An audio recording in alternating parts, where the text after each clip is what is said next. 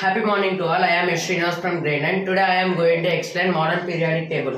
In modern periodic table, there are vertical columns and horizontal rows. Vertical columns are called groups. There are 18 groups. Horizontal rows are called periods. There are 7 periods. The modern periodic table are classified into 4 blocks. They are S block, P block, D block and F block. S block. The elements in the S block are metals. There are 14 elements in S block.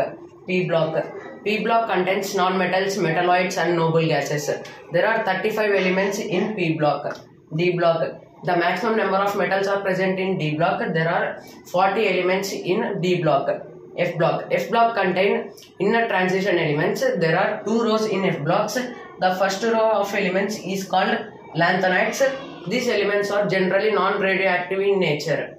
The second row of elements are called actinides. These elements are generally radioactive in nature. F block elements are subsets of 6th and 7th periods.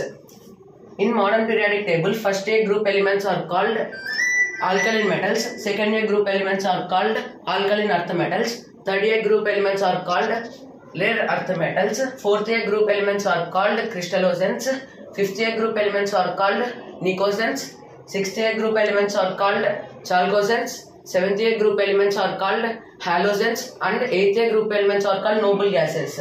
Thank you one and all.